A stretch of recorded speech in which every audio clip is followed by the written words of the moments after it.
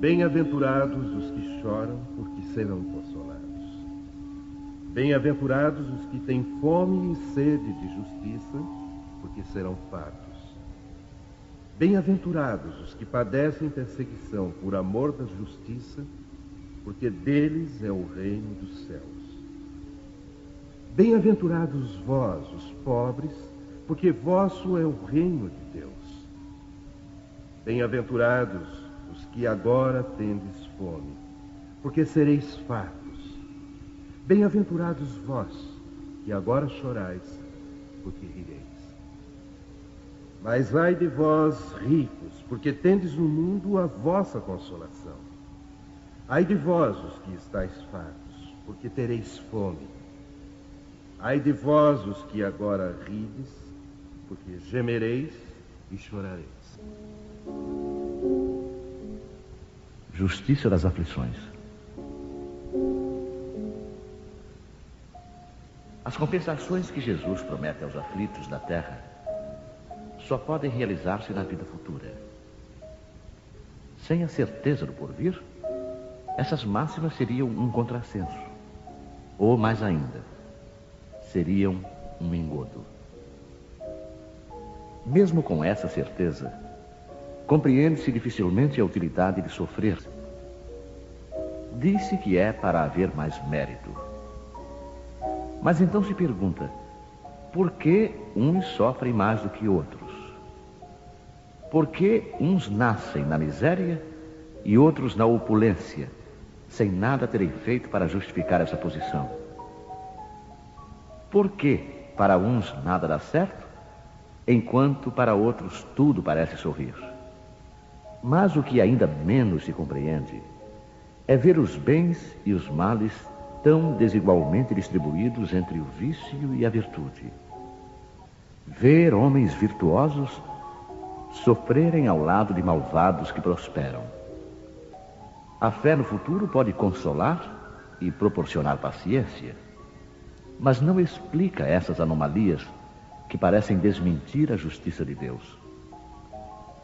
Entretanto, desde que se admite a existência de Deus, não é possível concebê-lo sem suas perfeições infinitas. Ele deve ser todo-poderoso, todo justiça, todo bondade, pois sem isso não seria Deus. E se Deus é soberanamente justo e bom, não pode agir por capricho ou com parcialidade. As vicissitudes da vida têm, pois, uma causa. E como Deus é justo, essa causa deve ser justa. Eis do que todos devem compenetrar-se. Deus encaminhou os homens na compreensão dessa causa pelos ensinos de Jesus e hoje, considerando-os suficientemente maduros para compreendê-la, revela-a por completo através do Espiritismo, ou seja, pela voz dos Espíritos. Causas atuais das aflições. As vicissitudes da vida são de duas espécies, ou, se quisermos, têm duas origens bem diversas que importa distinguir. Umas têm sua causa na vida presente, outras fora desta vida. Remontando à fonte dos males terrenos, reconhece-se que muitos são a consequência natural do caráter e da conduta daqueles que os sofrem. Quantos homens caem por sua própria culpa? Quantos são vítimas de sua imprevidência, de seu orgulho e de sua ambição? Quantas pessoas arruinadas por falta de ordem, de perseverança, por mau comportamento ou por não terem limitado os seus desejos? Quantas uniões infelizes porque resultaram dos cálculos do interesse ou da vaidade, nada tendo com isso o coração? Que de dissensões, de disputas funestas, poderiam ser evitadas com mais moderação e menos suscetibilidade? Quantas doenças e aleijões são o efeito da intemperança e dos excessos de toda a ordem. Quantos pais infelizes com os filhos por não terem combatido as suas más tendências desde o princípio. Por fraqueza ou indiferença, deixaram que se desenvolvessem neles todos os germes do orgulho, do egoísmo e da tola vaidade que ressecam o coração. Mais tarde, colhendo o que semearam, admiram-se e afligem-se com a sua falta de respeito e a sua ingratidão. Que todos os que têm o coração ferido pelas vicissitudes e as decepções da vida interroguem friamente a própria consciência. Que remontem passo a passo à fonte dos males que os afligem e verão se, na maioria das vezes, não podem dizer: se eu tivesse ou não tivesse feito tal coisa, não estaria nesta situação. A quem, portanto, devem todas essas aflições, senão a si mesmos? O homem é, assim, num grande número de casos, o autor de seus próprios infortúnios. Mas, ao invés de reconhecê-lo, acha mais simples e menos humilhante para a sua vaidade acusar a sorte, a providência, a falta de oportunidade, sua má estrela, enquanto, na verdade, sua má estrela é a sua própria incúria. Os males dessa espécie constituem seguramente um número considerável das vicissitudes da vida. O homem os evitará quando trabalhar para o seu adiantamento moral e intelectual. A lei humana alcança certas faltas e as pune. O condenado pode então dizer que sofreu a consequência do que praticou. Mas a lei não alcança nem pode alcançar a todas as faltas. Ela castiga especialmente as que causam prejuízos à sociedade e não as que prejudicam apenas os que as cometem. Mas Deus vê o progresso de todas as criaturas.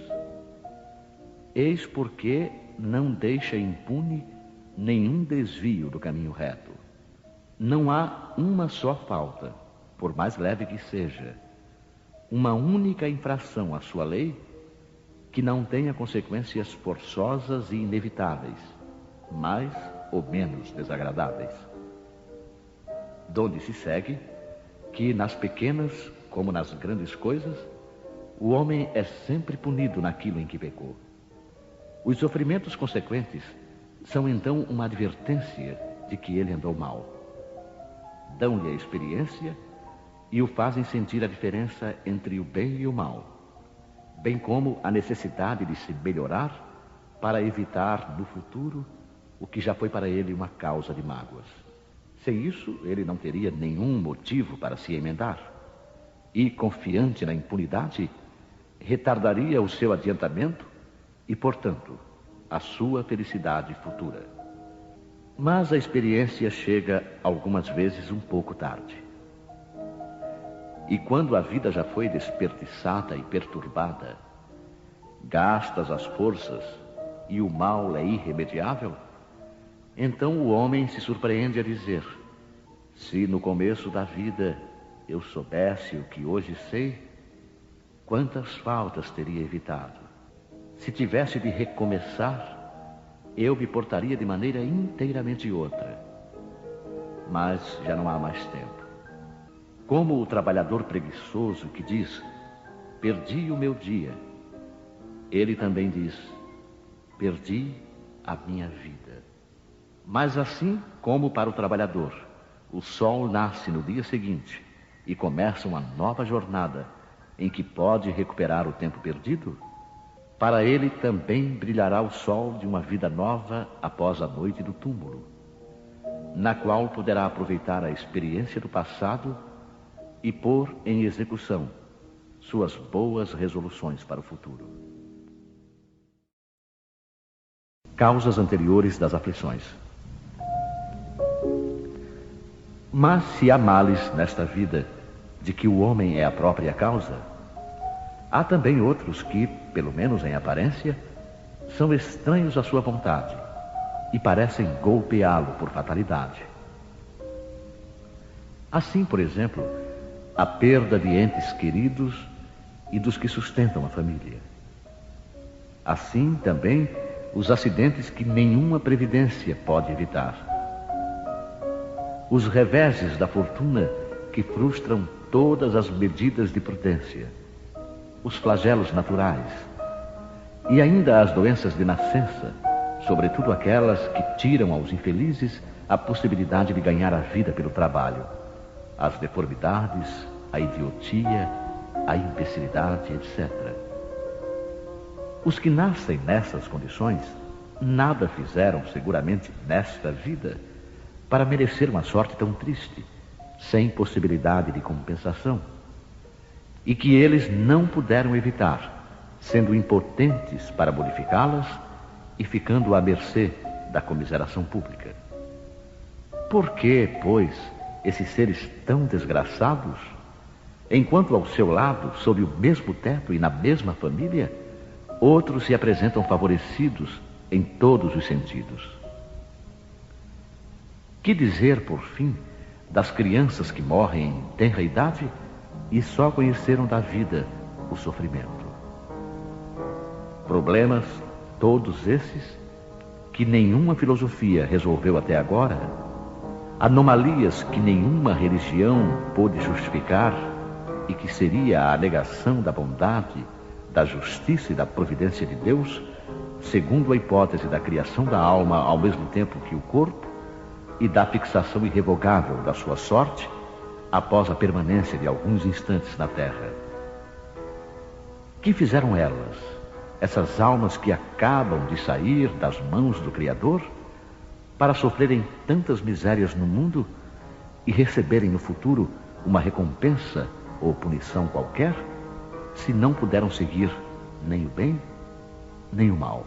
Entretanto, em virtude do axioma de que todo efeito tem uma causa, essas misérias são efeitos que devem ter a sua causa.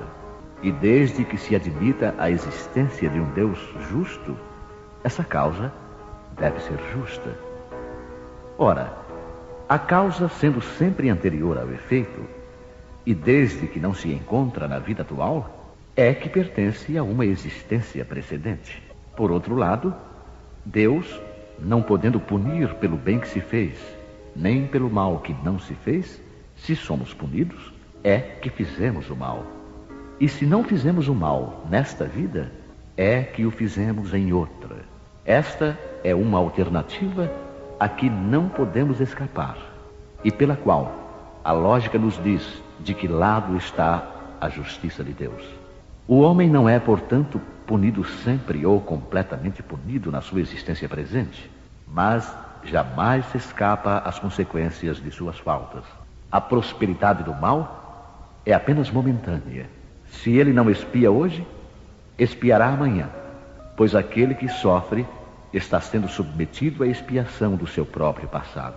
A desgraça que à primeira vista parece imerecida tem a sua razão de ser, e aquele que sofre pode sempre dizer: perdoai-me, Senhor, porque eu pequei.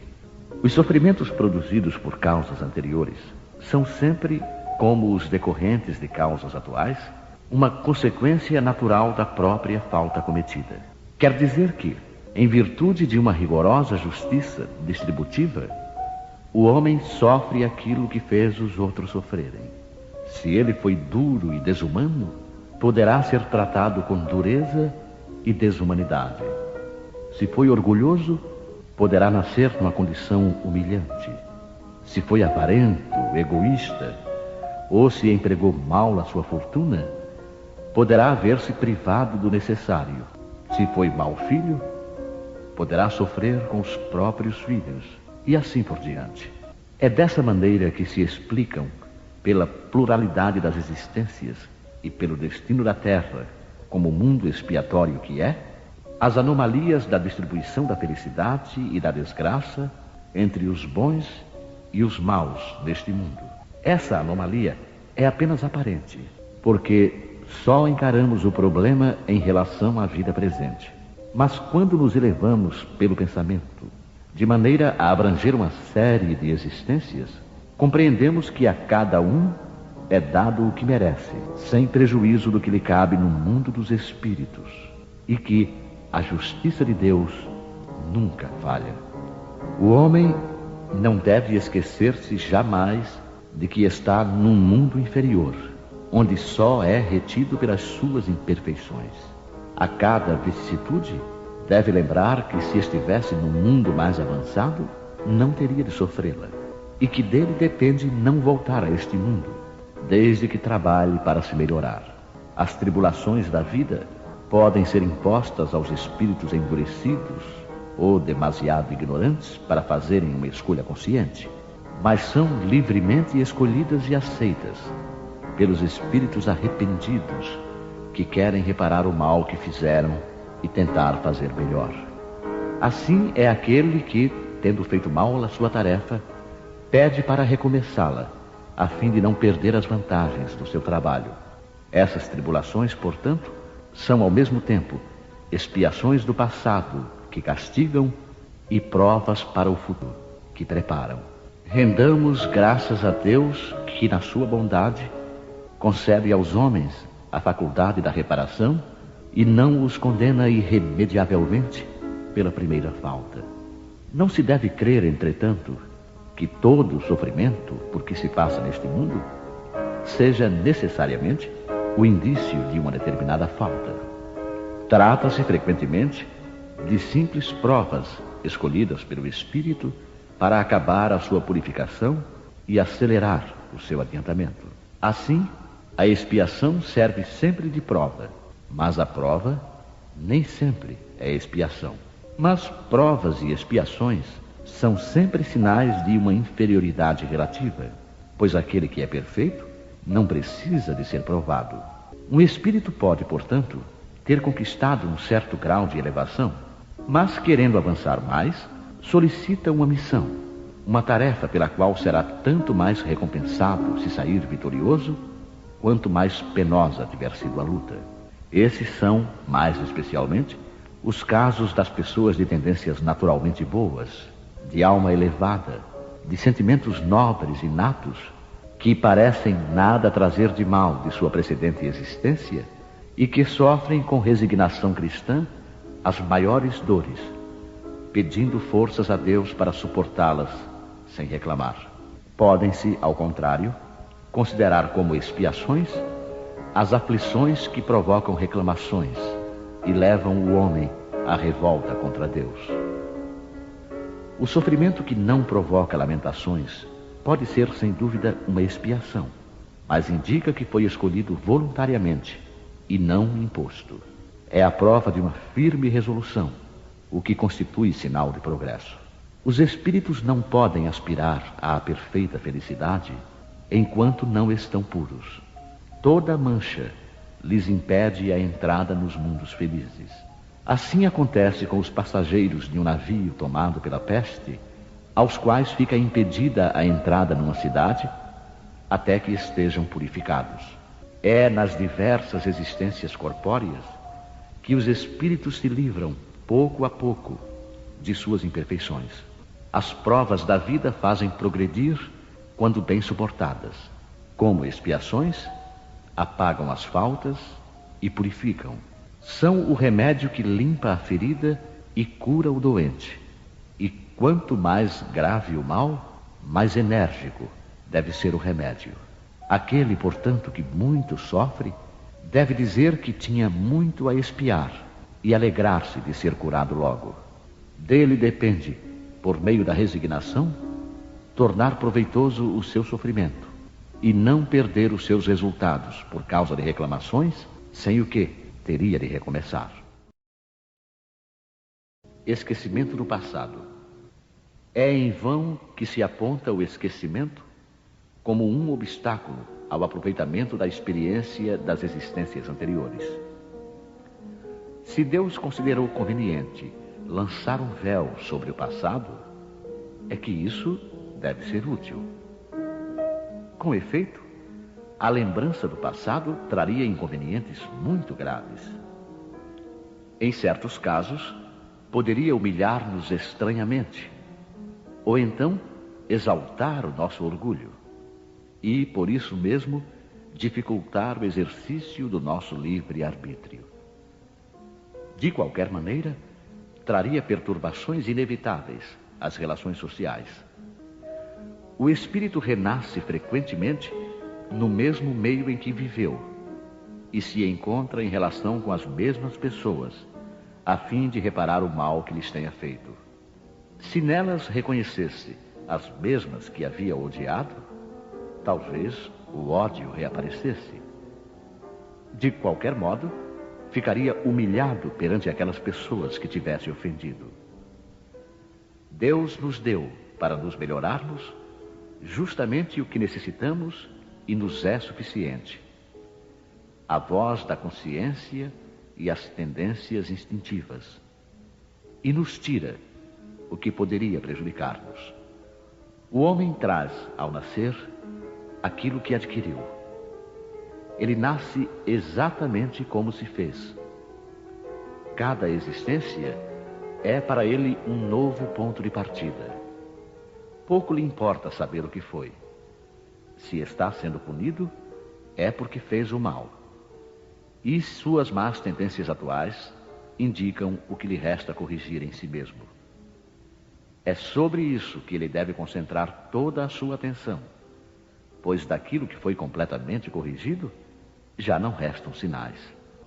As boas resoluções que tomou são a voz da consciência, que o adverte do bem e do mal e lhe dá a força de resistir às más tentações.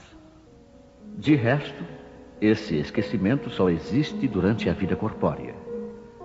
Voltando à vida espiritual, o espírito reencontra a lembrança do passado. Trata-se, portanto, apenas de uma interrupção momentânea, como a que temos na própria vida terrena durante o sono, e que nos impede de lembrar, no outro dia, o que fizemos na véspera e nos dias anteriores. Da mesma maneira, não é somente após a morte que o espírito recobra a lembrança do passado. Pode-se dizer que ele nunca a perde, pois a experiência prova que, encarnado durante o sono do corpo, ele goza de certa liberdade e tem consciência de seus atos anteriores. Então, ele sabe por que sofre e que sofre justamente. A lembrança só se apaga durante a vida exterior de relação. A falta de uma lembrança precisa, que poderia ser-lhe penosa e prejudicial às suas relações sociais, permite-lhe aurir novas forças nesses momentos de emancipação da alma, se ele souber aproveitá-los.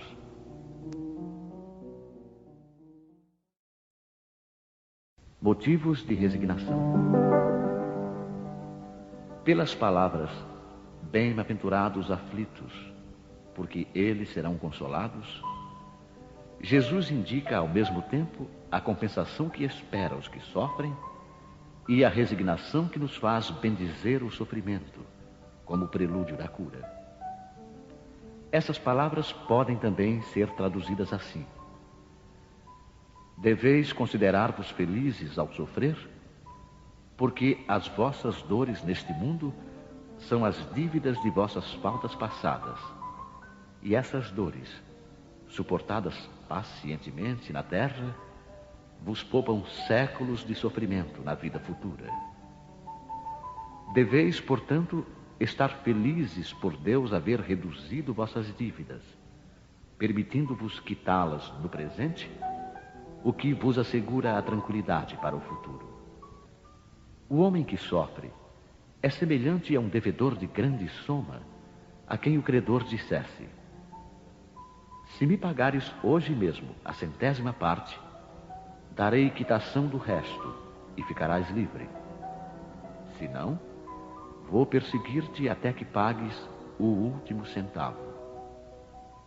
O devedor não ficaria feliz de submeter-se a todas as privações para se livrar da dívida, pagando somente a 100ª parte da mesma?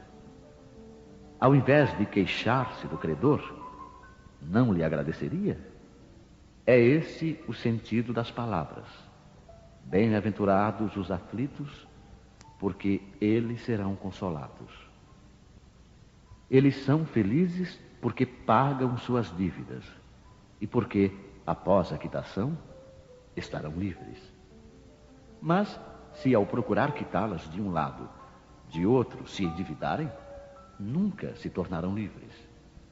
Ora, cada nova falta aumenta a dívida, pois não existe uma única falta, qualquer que seja, que não traga consigo a própria punição necessária e inevitável.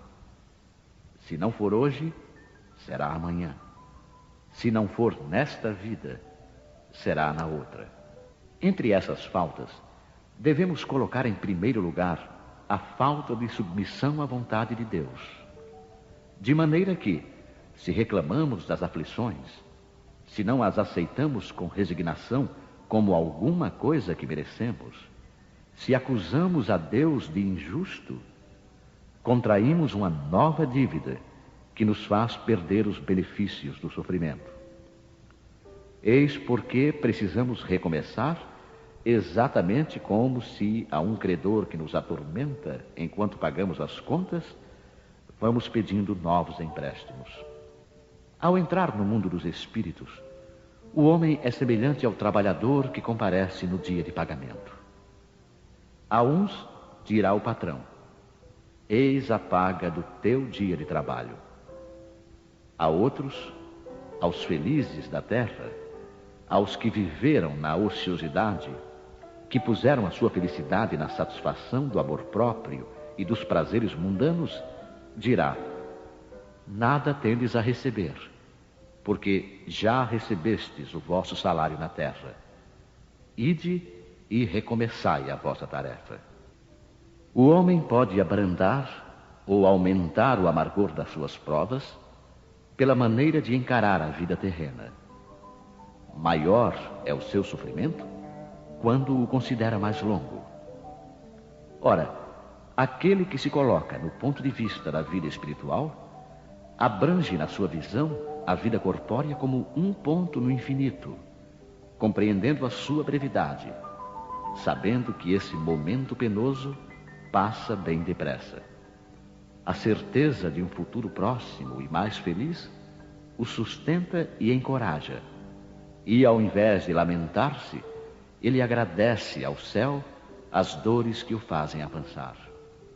Para aquele que, ao contrário, só vê a vida corpórea, esta parece interminável, e a dor pesa sobre ele com todo o seu peso.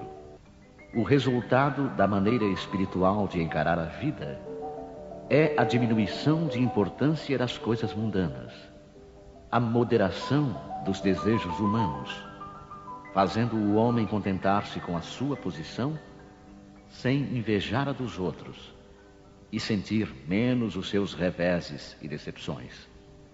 Ele adquire assim uma calma e uma resignação tão úteis à saúde do corpo como a da alma, enquanto com a inveja, o ciúme e a ambição entrega-se voluntariamente à tortura, aumentando as misérias e as angústias de sua curta existência. O suicídio e a loucura. A calma e a resignação adquiridas na maneira de encarar a vida terrena e a fé no futuro dão ao espírito uma serenidade que é o melhor preservativo da loucura e do suicídio. Com efeito, a maior parte dos casos de loucura são provocados pelas vicissitudes que o homem não tem forças de suportar.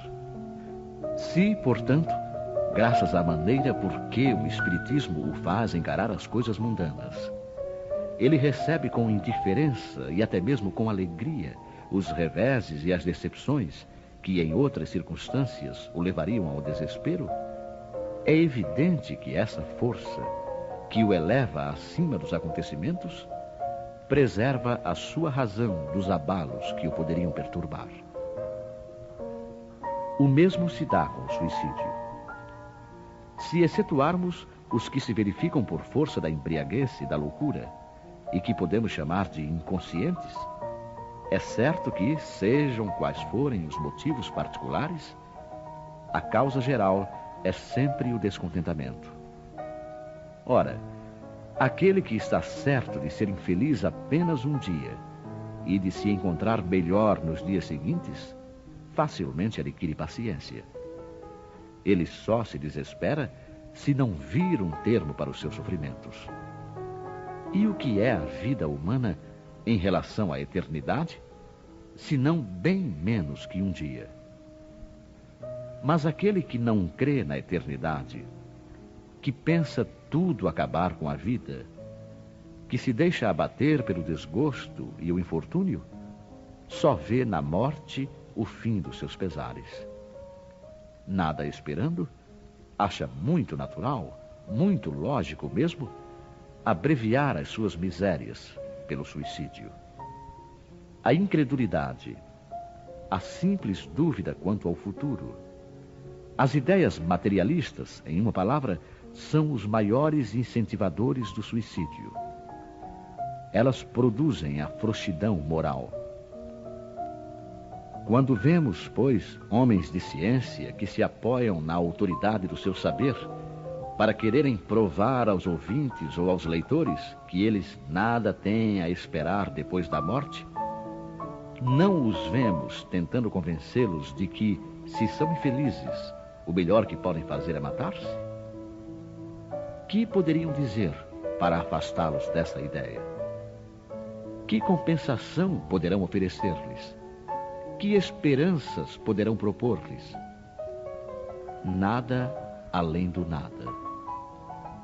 De onde é forçoso concluir que, se o nada é o único remédio heróico, a única perspectiva possível, mais vale atirar-se logo a ele do que deixar para mais tarde, aumentando assim o sofrimento. A propagação das ideias materialistas é, portanto, o veneno que inocula em muitos a ideia do suicídio. E os que se fazem seus apóstolos assumem uma terrível responsabilidade. Com o Espiritismo, não sendo mais permitida a dúvida, modifica-se a visão da vida. O crente sabe que a vida se prolonga indefinidamente para além do túmulo, mas em condições inteiramente novas. Daí a paciência e a resignação que muito naturalmente afastam a ideia do suicídio. Daí, numa palavra, a coragem moral. O Espiritismo tem ainda, a esse respeito, outro resultado igualmente positivo e talvez mais decisivo. Ele nos mostra os próprios suicidas revelando a sua situação infeliz e prova que ninguém pode violar impunemente a lei de Deus, que proíbe ao homem abreviar a sua vida. Entre os suicidas, o sofrimento temporário em lugar do eterno nem por isso é menos terrível, e sua natureza dá o que pensar a quem quer que seja tentado a deixar este mundo antes da ordem de Deus. O espírita tem, portanto, para opor à ideia do suicídio, muitas razões. A certeza de uma vida futura, na qual sabe que será tanto mais feliz, quanto mais infeliz e mais resignado houver sido na terra. A certeza de que, abreviando sua vida, chega a um resultado inteiramente contrário ao que esperava, que foge de um mal para cair noutro ainda pior, mais demorado e mais terrível, que se engana ao pensar, ao se matar, que irá mais depressa para o céu, que o suicídio é um obstáculo à reunião no outro mundo com as pessoas de sua afeição que lá espera encontrar. De tudo isso resulta que o suicídio, só lhe oferecendo decepções, é contrário aos seus próprios interesses. Por isso, o número de suicídios que o Espiritismo impede é considerável. e podemos concluir que, quando todos forem espíritas, não haverá mais suicídios conscientes. Comparando, pois, os resultados das doutrinas materialista e espírita sob o ponto de vista do suicídio, vemos que a lógica de uma conduz a ele, enquanto a lógica de outra o evita, o que é confirmado pela experiência.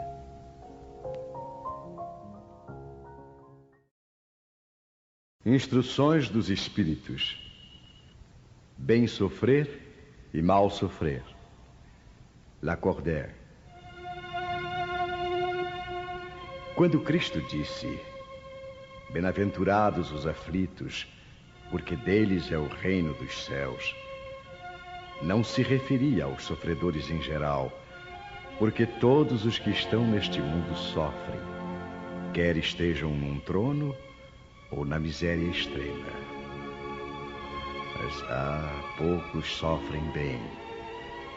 Poucos compreendem que somente as provas bem suportadas podem conduzir ao reino de Deus. O desânimo é uma falta. Deus vos nega consolações se não tiverdes coragem. A prece é um sustentáculo da alma, mas não é suficiente por si só. É necessário apoiar-se numa fé ardente na bondade de Deus. Tendes ouvido frequentemente que Ele não põe um fardo pesado em ombros frágeis. O fardo é proporcional às forças, como a recompensa será proporcional à resignação e à coragem. A recompensa será tanto mais esplendente quanto mais penosa tiver sido a aflição. Mas essa recompensa deve ser merecida, e é por isso que a vida está cheia de tribulações. O militar que não é enviado à frente de batalha não fica satisfeito, porque o repouso no acampamento não lhe proporciona nenhuma promoção. Sede como um militar, e não aspireis a um repouso que enfraqueceria o vosso corpo e entorpeceria a vossa alma. Ficais satisfeitos quando Deus vos envia à luta. Essa luta não é o fogo das batalhas, mas as amarguras da vida, onde muitas vezes necessitamos de mais coragem que num combate sangrento. Pois aquele que enfrenta firmemente o inimigo poderá cair sob o impacto de um sofrimento moral. O homem não recebe nenhuma recompensa por essa espécie de coragem, mas Deus lhe reserva os seus louros e um lugar glorioso. Quando vos atingir um motivo de dor ou de contrariedade, tratai de elevar-vos acima das circunstâncias.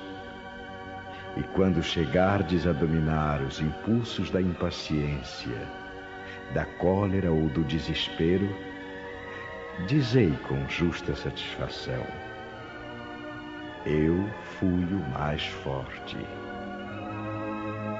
Bem-aventurados os aflitos pode, portanto, ser assim traduzido.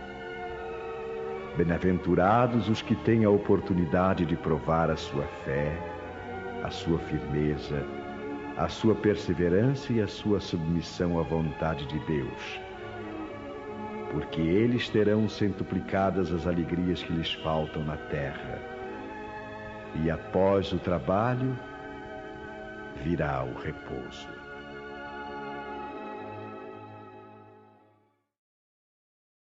O mal e o remédio.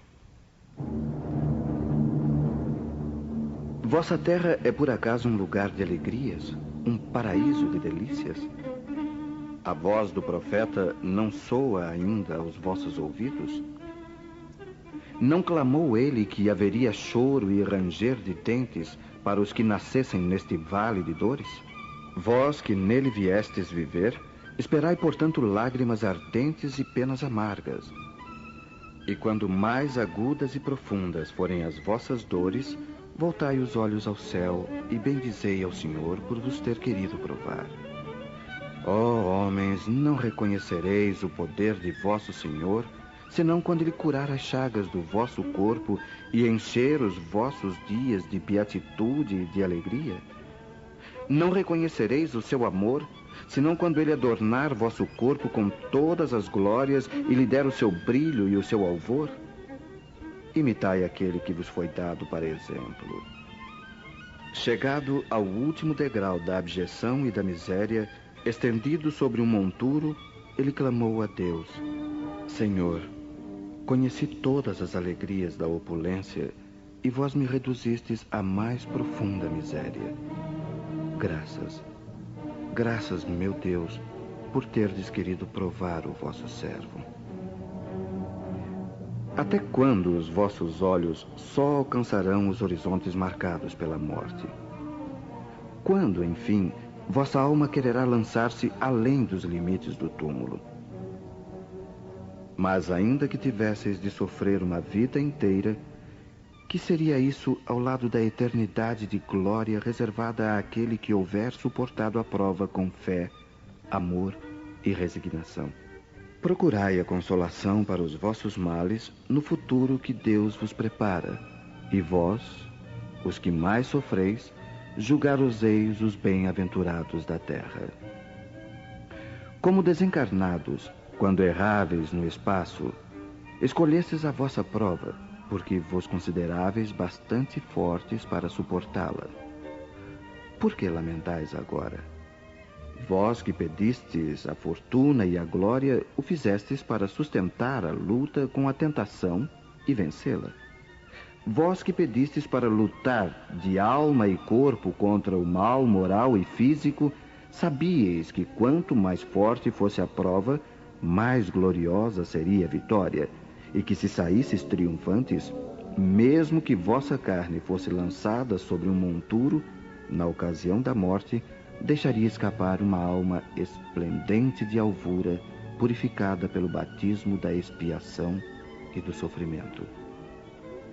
Que remédios poderíamos dar aos que foram atingidos por obsessões cruéis e males pungentes? Um só é infalível: a fé. Voltar os olhos para o céu. Se no auge de vossos mais cruéis sofrimentos cantardes em louvor ao Senhor, o anjo de vossa guarda vos mostrará o símbolo da salvação e o lugar que devereis ocupar um dia. A fé é o remédio certo para o sofrimento. Ela aponta sempre os horizontes do infinito, ante os quais se esvaem os poucos dias de sombras do presente. Não mais nos pergunteis, portanto, qual o remédio que curará tal úlcera ou tal chaga, essa tentação ou aquela prova. Lembrai-vos de que aquele que crê se fortalece com o remédio da fé, e aquele que duvida um segundo da sua eficácia é punido na mesma hora, porque sente imediatamente as angústias pungentes da aflição. O Senhor pôs o seu selo em todos os que creem nele. Cristo vos disse que a fé transporta montanhas. Eu vos digo que aquele que sofre e que tiver a fé como apoio, será colocado sob a sua proteção e não sofrerá mais. Os momentos mais dolorosos serão para ele como as primeiras notas de alegria da eternidade. Sua alma se desprenderá de tal maneira de seu corpo que, enquanto este se torcer em convulsões, ela pairará nas regiões celestes, cantando com os anjos os hinos de reconhecimento e de glória ao Senhor. Felizes os que sofrem e choram. Que suas almas se alegrem, porque serão atendidas por Deus.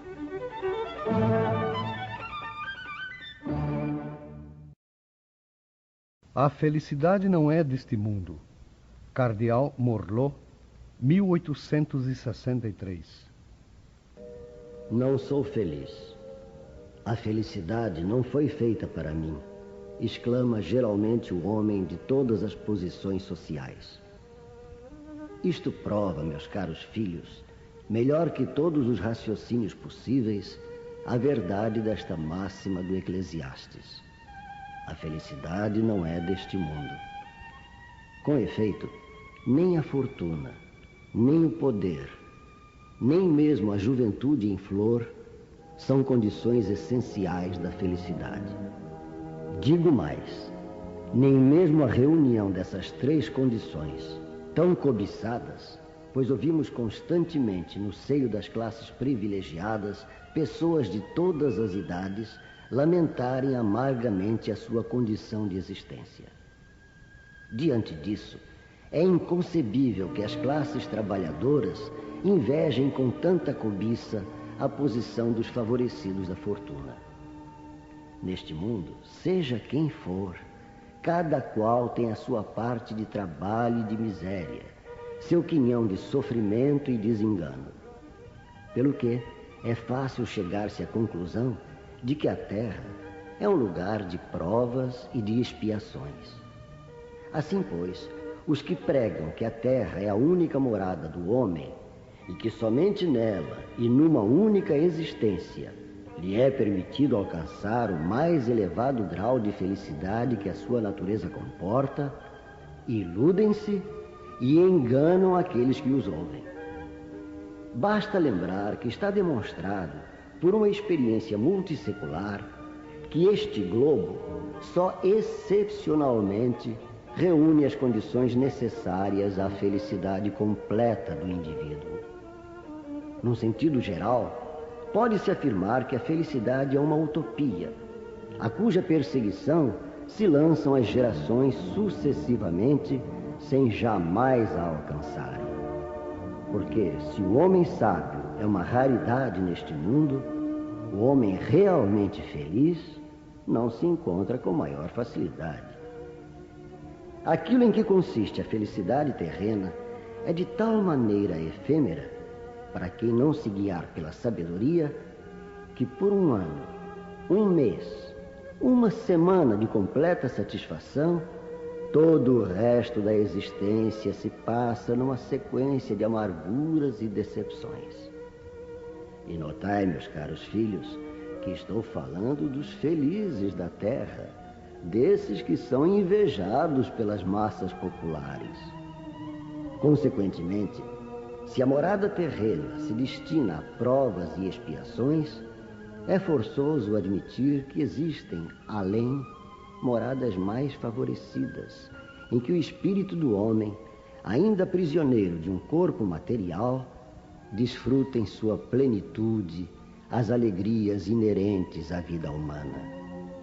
Foi por isso que Deus semeou no vosso turbilhão esses belos planetas superiores, para os quais os vossos esforços e as vossas tendências vos farão um dia gravitar, quando estiverdes suficientemente purificados e aperfeiçoados. Não obstante, não se deduza das minhas palavras que a Terra esteja sempre destinada a servir de penitenciária. Não, por certo, porque do progresso realizado podeis facilmente deduzir o que será o progresso futuro, e das melhoras sociais já conquistadas, as novas e mais fecundas melhoras que virão. Essa é a tarefa imensa que deve ser realizada pela nova doutrina que os Espíritos vos revelaram. Assim, pois, meus queridos filhos, que uma santa emulação vos anime e que cada um dentre vós se despoje energicamente do homem velho. Entregai-vos inteiramente à vulgarização desse espiritismo que já deu início à vossa própria regeneração. É um dever fazer vossos irmãos participarem dos raios dessa luz sagrada. A obra, portanto, meus caros filhos, que nesta reunião solene todos os vossos corações se voltem para esse alvo grandioso, o de preparar para as futuras gerações um mundo em que a felicidade não seja mais uma palavra vã. Perda de pessoas amadas e mortes prematuras. Sanson, antigo membro da Sociedade Espírita de Paris, 1863.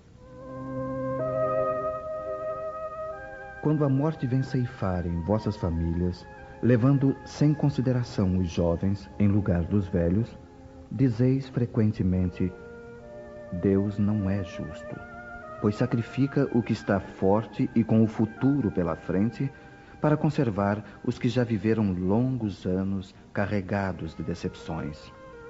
Leva os que são úteis e deixa os que não servem para nada mais. Fere um coração de mãe, privando-o da inocente criatura que era toda a sua alegria.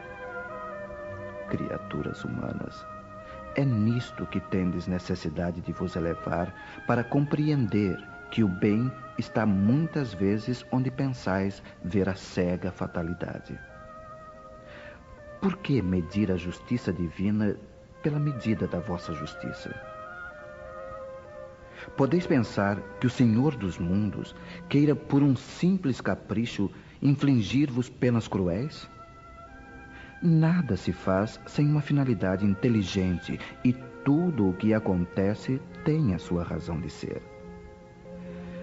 Se perscrutasseis melhor todas as dores que vos atingem, sempre encontraríeis nelas a razão divina, razão regeneradora, e vossos miseráveis interesses representariam uma consideração secundária que relegaríeis ao último plano. Acreditai no que vos digo. A morte é preferível, mesmo numa encarnação de 20 anos, a esses desregramentos vergonhosos que desolam as famílias respeitáveis, ferem um coração de mãe e fazem branquear antes do tempo os cabelos dos pais. A morte prematura é quase sempre um grande benefício que Deus concede ao que se vai, sendo assim preservado das misérias da vida ou das seduções que poderiam arrastá-lo à perdição. Aquele que morre na flor da idade não é uma vítima da fatalidade, pois Deus julga que não lhe será útil permanecer maior tempo na terra. É uma terrível desgraça, dizeis, que uma vida tão cheia de esperanças seja cortada tão cedo. Mas de que esperanças quereis falar? Das esperanças da terra, onde aquele que se foi poderia brilhar, fazer sua carreira e sua fortuna? Sempre esta visão estreita que não consegue elevar-se acima da matéria. Sabeis qual teria sido a sorte dessa vida tão cheia de esperanças, segundo entendeis? Quem vos diz que ela não poderia estar carregada de amarguras? Considerais como nada as esperanças da vida futura, preferindo as da vida efêmera que arrastais pela terra? Pensais então que mais vale um lugar entre os homens que entre os espíritos bem-aventurados? Regozijai-vos em vez de chorar, quando praza Deus retirar um de seus filhos deste vale de misérias. Não é egoísmo desejar que ele fique para sofrer convosco? Essa dor se concebe entre os que não têm fé e veem na morte a separação eterna. Mas vós, espíritas, sabeis que a alma vive melhor quando livre de seu invólucro corporal. Mães, sabei que vossos filhos bem-amados estão perto de vós. Sim, eles estão bem perto. Seus corpos fluídicos vos envolvem. Seus pensamentos vos protegem. Vossa lembrança os inebria de contentamento. Mas também as vossas dores sem razão os afligem, porque revelam falta de fé e constituem uma revolta contra a vontade de Deus. Vós que compreendeis a vida espiritual, escutai as pulsações de vosso coração chamando esses entes queridos. E se pedirdes a Deus para os abençoar, sentireis em vós mesmas a consolação poderosa que faz secarem as lágrimas, e essas aspirações sedutoras que vos mostram o futuro prometido pelo soberano Senhor. Um homem de bem teria morrido.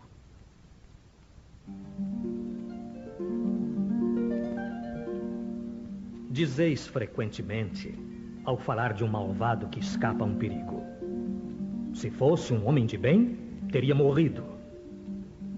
Pois bem, ao dizer isso, estais com a verdade, porque, efetivamente, Deus concede muitas vezes a um espírito ainda jovem na senda do progresso uma prova mais longa que a um bom, que receberá em recompensa ao seu mérito o favor de uma prova tão curta quanto possível. Assim, pois, quando empregais este axioma, não duvideis de que estáis cometendo uma blasfêmia. Se morre um homem de bem, vizinho de um malvado, apressai-vos a dizer: seria bem melhor se tivesse morrido aquele. Cometeis então um grande erro, porque aquele que parte terminou a sua tarefa, e o que ficou talvez nem a tenha começado. Por que então quereis que o mal não tenha tempo de acabá-la e que o outro continue preso à gleba terrena? Que diríeis de um prisioneiro que, tendo concluído a sua pena, continuasse na prisão enquanto se desse a liberdade a outro que não tinha direito? Ficais sabendo, pois, que a verdadeira liberdade está no desprendimento dos laços corporais e que, enquanto estais na terra, estais em cativeiro. Habituai-vos a não censurar o que não podeis compreender e crede que Deus é justo em todas as coisas. Frequentemente o que vos parece um mal é um bem, mas as vossas faculdades são tão limitadas que o conjunto do grande todo escapa aos vossos sentidos obtusos. Esforçai-vos por superar pelo pensamento a vossa estreita esfera, e à medida que vos elevardes, a importância da vida terrena diminuirá aos vossos olhos, porque então ela vos aparecerá como um simples incidente na infinita duração da vossa existência espiritual, a única verdadeira existência.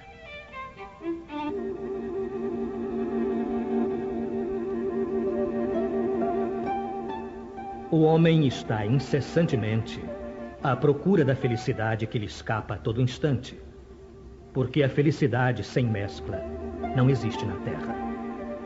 Entretanto, apesar das vicissitudes que formam o inevitável cortejo desta vida, ele poderia pelo menos gozar de uma felicidade relativa. Mas ele a procura nas coisas perecíveis, sujeitas às mesmas vicissitudes, ou seja, nos gozos materiais, em vez de buscá-la nos gozos da alma, que constituem uma antecipação das imperecíveis alegrias celestes.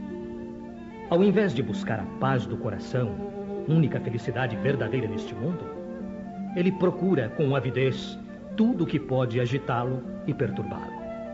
E, coisa curiosa, parece criar de propósito os tormentos que só a ele cabia evitar. Haverá maiores tormentos que os causados pela inveja e o ciúme. Para o invejoso e o ciumento não existe repouso. Sofrem ambos de uma febre incessante. As posses alheias lhes causam insônias. Os sucessos dos rivais lhes provocam vertigens. Seu único interesse é o de eclipsar os outros. Toda a sua alegria consiste em provocar nos insensatos como eles a cólera do ciúme. Pobres insensatos, com efeito que não se lembram de que talvez amanhã tenham de deixar todas as futilidades cuja cobiça lhes envenena a vida. Não é a eles que se aplicam estas palavras: bem-aventurados os aflitos, porque serão consolados, pois os seus cuidados não têm compensação no céu. Quantos tormentos, pelo contrário, consegue evitar aquele que sabe contentar-se com o que possui, que vê sem inveja o que não lhe pertence, que não procura parecer mais do que é.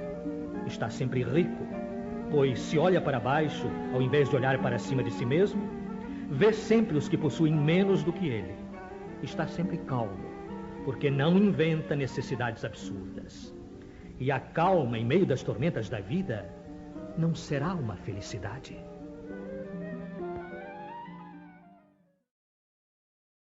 A verdadeira desgraça. Delphine de Girardin. Todos falam da desgraça, Todos a experimentaram e julgam conhecer o seu caráter múltiplo. Venho dizer-vos, porém, que quase todos se enganam, pois a verdadeira desgraça não é de maneira alguma aquilo que os homens, ou seja, os desgraçados, supõem. Eles a veem na miséria, na lareira sem fogo, no credor impaciente, no berço vazio do anjo que antes sorria, nas lágrimas, no féretro que se acompanha de cabeça descoberta e coração partido, na angústia da traição, na privação do orgulhoso que desejava vestir-se de púrpura e esconde sua nudez nos farrapos da vaidade. Tudo isso, e muitas outras coisas ainda, chamam-se desgraça na linguagem humana. Sim, realmente são a desgraça para aqueles que nada veem além do presente. Mas a verdadeira desgraça está mais nas consequências de uma coisa do que na própria coisa. Dizei-me se o mais feliz acontecimento do momento, que traz funestas consequências, não é, na realidade, mais desgraçado que aquele inicialmente aborrecido, que acaba por produzir o bem. Dizei-me se a tempestade, que despedaça as árvores, mas purifica a atmosfera, dissipando os miasmas insalubres que poderiam causar a morte, não é antes uma felicidade que uma desgraça. Para julgar uma coisa, é necessário, portanto, ver-lhe as consequências. É assim que, para julgar o que é realmente feliz ou desgraçado para o homem, é necessário transportar-se para além desta vida, porque é lá que as consequências se manifestam. Ora, tudo aquilo que ele chama desgraça, de acordo com a sua curta visão, cessa com a vida e tem sua compensação na vida futura. Vou revelar-vos a desgraça sob uma nova forma, sob a forma bela e florida que acolheis e desejais com todas as forças de vossas almas iludidas. A desgraça é a alegria, o prazer, a fama, a fútil inquietação, a louca satisfação da vaidade que asfixiam a consciência, oprimem o pensamento, confundem o homem quanto ao seu futuro. A desgraça, enfim, é o ópio do esquecimento que buscais com o mais ardente desejo. Tende esperanças, vós que chorais. Tremei, vós que rides, porque tendes o corpo satisfeito. Não se pode enganar a Deus. Ninguém escapa ao destino.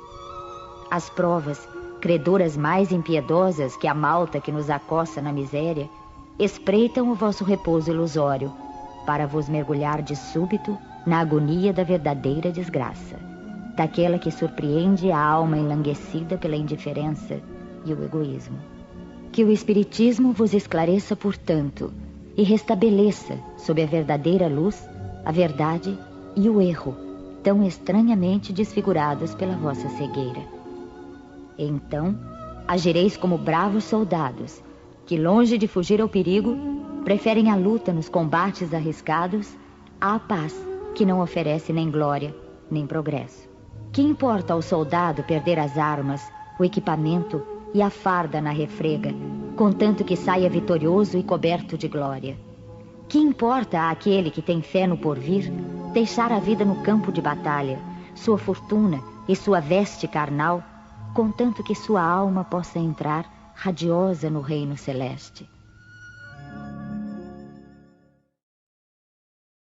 A melancolia, François de Geneve. Sabeis por que uma vaga tristeza se apodera por vezes de vossos corações e vos faz sentir a vida tão amarga? É o vosso espírito que aspira à felicidade e à liberdade, mas ligado ao corpo que lhe serve de prisão, se cansa em vãos esforços para escapar.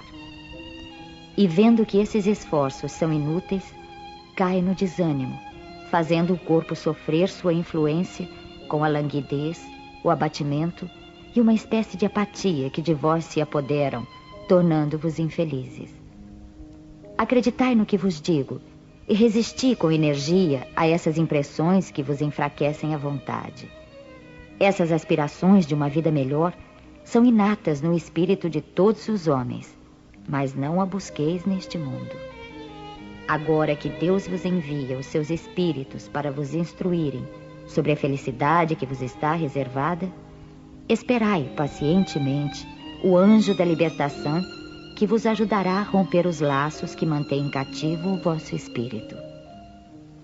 Pensai que tendes a cumprir, durante vossa prova na terra, uma missão de que já não podeis duvidar, seja pelo devotamento à família, seja no cumprimento dos diversos deveres que Deus vos confiou.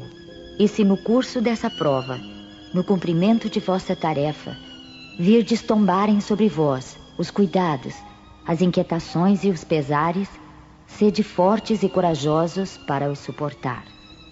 Enfrentai-os decisivamente, pois são de curta duração, e devem conduzir-vos junto aos amigos que chorais, que se alegrarão com a vossa chegada e vos estenderão os braços para vos conduzirem a um lugar onde não tem acesso às amarguras terrenas.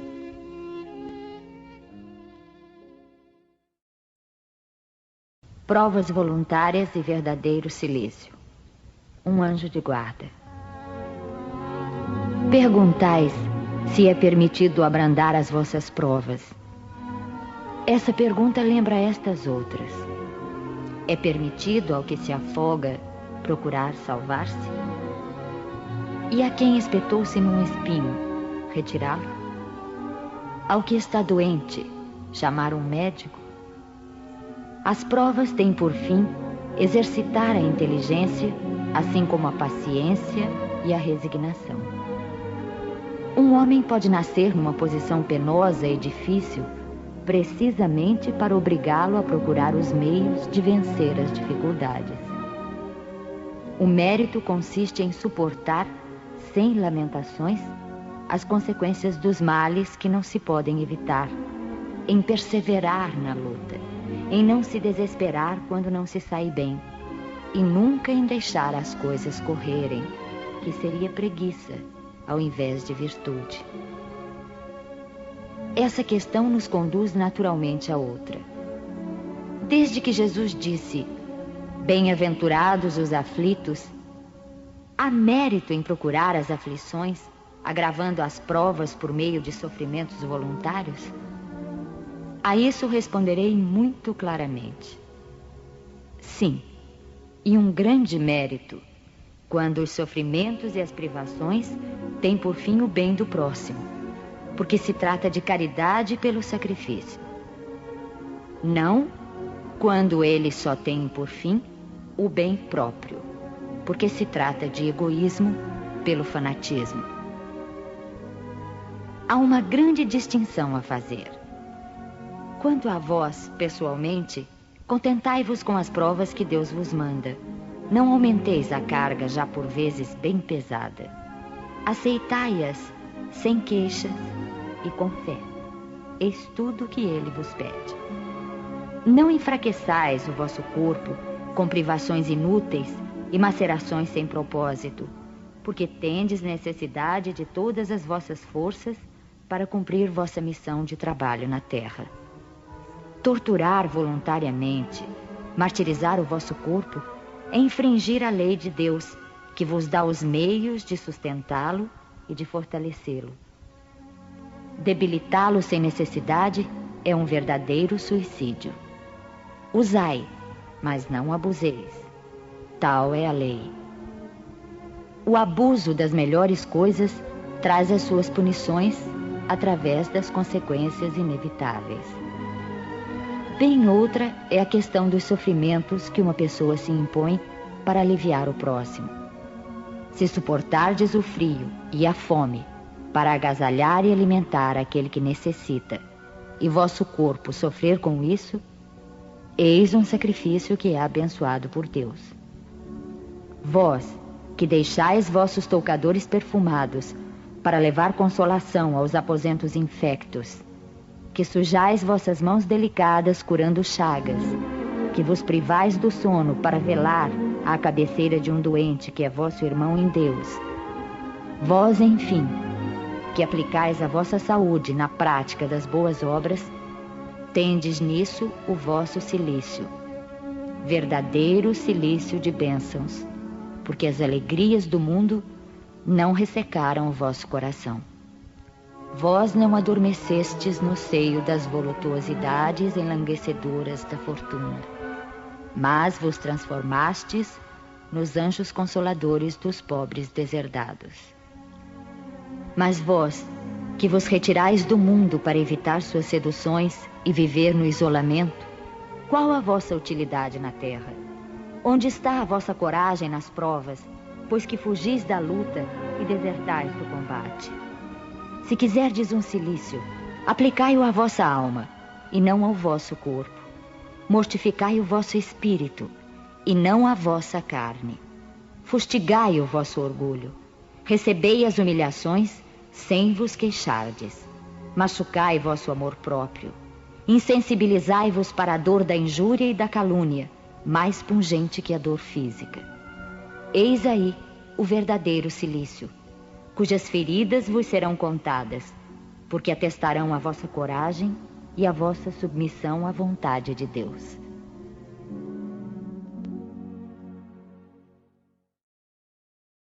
Deve-se pôr termo às provas do próximo quando se pode, ou devemos, por respeito aos desígnios de Deus, deixá-las seguir o seu curso? Bernardin, Espírito Protetor, Bordeaux, 1863. Já vos dissemos e repetimos muitas vezes que estáis na terra de expiação para completar as vossas provas, e que tudo que vos acontece é consequência de vossas existências anteriores, as parcelas da dívida que tendes a pagar. Mas este pensamento provoca em certas pessoas reflexões que devem ser afastadas, porque podem ter funestas consequências. Pensam alguns que, se estamos na terra para expiar, é necessário que as provas sigam o seu curso. Outros chegam a pensar que não só devemos evitar diminuí-las, como devemos ainda contribuir para torná-las mais proveitosas, agravando-as. É um grande erro. Sim, vossas provas devem seguir o curso que Deus lhes traçou. Mas, acaso conheceis esse curso? Sabeis até que ponto elas devem ir? E se vosso Pai misericordioso não disse ao sofrimento deste ou daquele vosso irmão, não irás além disto? Sabeis se a providência não vos escolheu, não como instrumento de suplício para agravar o sofrimento do culpado, mas como bálsamo consolador que deve cicatrizar as chagas abertas pela sua justiça? Não digais, portanto, ao verdes um irmão ferido: é a justiça de Deus e é necessário que siga o seu curso. Mas dizei ao contrário: vejamos que meios nosso Pai misericordioso me concedeu para aliviar o sofrimento de meu irmão. Vejamos se o meu conforto moral, meu amparo material, meus conselhos poderão ajudá-lo a transpor esta prova com mais força, paciência e resignação. Vejamos mesmo se Deus me pôs nas mãos os meios de fazer cessar este sofrimento, se me deu como prova também, ou talvez como expiação, o poder de cortar o mal e substituí-lo pela bênção de paz. Auxiliai-vos sempre em vossas provas mútuas e jamais vos encareis como instrumentos de tortura. Esse pensamento deve revoltar todo homem de bom coração, sobretudo os espíritas. Porque o espírita, mais que qualquer outro, deve compreender a extensão infinita da bondade de Deus. O espírita há pensar que sua vida inteira deve ser um ato de amor e de abnegação, e que por mais que faça para contrariar as decisões do Senhor, sua justiça seguirá o seu curso. Ele pode, pois, sem medo, fazer todos os esforços para aliviar o amargor da expiação, porque somente Deus pode cortá-la ou prolongá-la segundo o que julgar a respeito. Não seria excessivo orgulho da parte do homem julgar-se com o direito de revolver, por assim dizer, a arma na ferida? Dar a dose de veneno para aquele que sofre sob o pretexto de que essa é a sua expiação? Oh, considerai-vos sempre como um instrumento escolhido para fazê-la cessar. Resumamos assim: estáis todos na terra para expiar, mas todos, sem exceção, deveis fazer todos os esforços para aliviar a expiação de vossos irmãos, segundo a lei de amor e caridade. Um homem agoniza, presa de cruéis sofrimentos. Sabe-se que o seu estado é sem esperanças. É permitido poupar-lhe alguns instantes de agonia, abreviando-lhe o fim? Mas quem vos daria o direito de prejulgar os desígnios de Deus? Não pode ele conduzir um homem até a beira da sepultura para em seguida retirá-lo, com o fim de fazê-lo examinar-se a si mesmo e modificar-lhe os pensamentos? A que extremos tenha chegado um moribundo, ninguém pode dizer com certeza que soou a sua hora final. A ciência, por acaso, nunca se enganou nas suas previsões? Bem sei que há casos que se podem considerar com razão como desesperados. Mas se não há nenhuma esperança possível de um retorno definitivo à vida e à saúde, não há também inúmeros exemplos de que, no momento do último suspiro, o doente se reanima e recobra suas faculdades por alguns instantes? Pois bem, essa hora de graça que lhe é concedida pode ser para ele da maior importância, pois ignorais as reflexões que o seu espírito poderia ter feito nas convulsões da agonia, e quantos tormentos podem ser poupados por um súbito clarão de arrependimento. O materialista, que só vê o corpo, não levando em conta a existência da alma, não pode compreender essas coisas. Mas o espírita, que sabe o que se passa além túmulo, conhece o valor do último pensamento. Aliviai os últimos sofrimentos o mais que puderdes, mas guardai-vos de abreviar a vida, mesmo que seja em apenas 1 minuto, porque esse minuto pode poupar muitas lágrimas no futuro. Aquele que está desgostoso da vida, mas não querendo abreviá-la, será culpado indo procurar a morte num campo de batalha com o pensamento de torná-la útil? Quer o homem se mate ou se faça matar, o objetivo é sempre o de abreviar a vida e, por conseguinte, há suicídio de intenção, embora não o haja de fato. O pensamento de que a sua morte servirá para alguma coisa é ilusório, simples pretexto para disfarçar a ação criminosa e desculpá-lo aos seus próprios olhos. Se ele tivesse seriamente o desejo de servir à pátria, procuraria antes viver para dedicar-se à sua defesa e não morrer, porque uma vez morto já não serve para nada. A verdadeira abnegação consiste em não temer a morte quando se trata de ser útil, em enfrentar o perigo e oferecer o sacrifício da vida antecipadamente e sem pesar, se isso for o necessário. Mas a intenção premeditada de procurar a morte, expondo-se para tanto ao perigo, mesmo a serviço, anula o mérito da ação.